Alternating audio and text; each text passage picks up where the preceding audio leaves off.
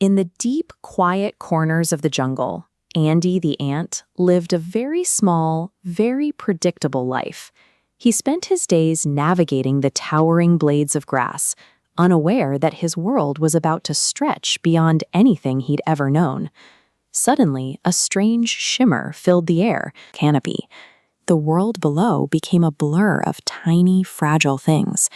Every time Andy tried to steady himself, his massive weight crushed the earth beneath him, accidentally snapping a thick tree trunk like it was a dry twig.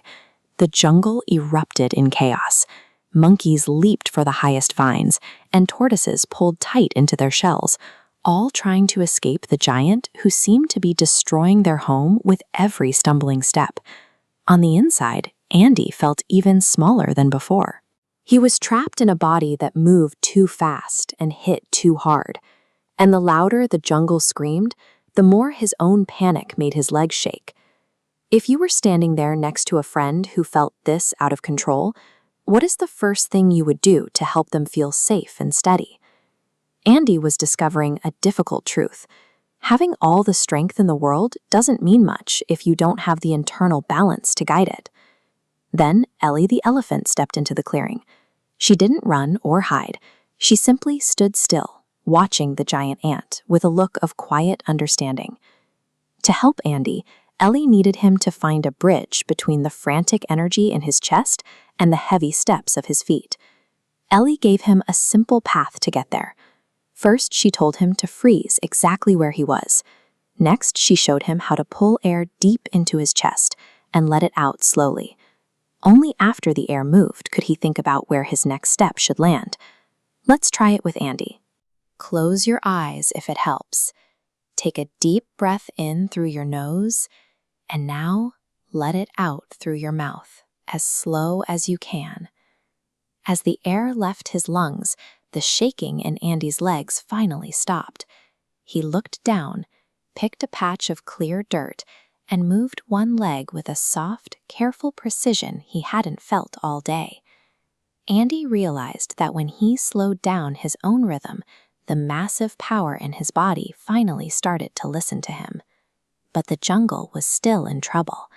A massive tree had crashed into the river, wedging itself tightly between the banks and blocking the water. Downstream, the riverbed was already turning bone dry. Without that water, the smaller animals had nowhere to drink. The blockage was too heavy for any of them to move, and time was running out as the heat of the day set in. If you had the strength of an elephant, but needed to be as careful as an ant, how would you move that tree without making the situation worse? Andy didn't rush in this time. He stood at the water's edge and took that same deep, grounding breath Ellie taught him. He looked at the way the wood was wedged, planning his move before he even touched the bark. He waded in, gripped the trunk, and pushed. Slowly, steadily, he used his massive weight to heave the tree out of the mud. As he set it gently on the bank, the water came rushing back, filling the river once again. By finding a way to stay calm under pressure, Andy had turned a giant accident into a giant rescue. The animals returned to the river, their chirps and calls filling the air with a newfound sense of peace. They gathered around Andy's massive feet, not in fear, but to offer their thanks. As the stars began to poke through the sky, the magic began to fade. Andy felt a warm tingle as he started to shrink, drifting down past the trees until he reached his original scale in the tall grass. Ellie looked down at the tiny speck in the grass. She whispered that it didn't matter if he was taller than a tree or shorter than a leaf. What mattered was the kindness he chose to show when things got difficult. Andy settled onto his leaf, feeling the cool night air. He didn't feel small anymore.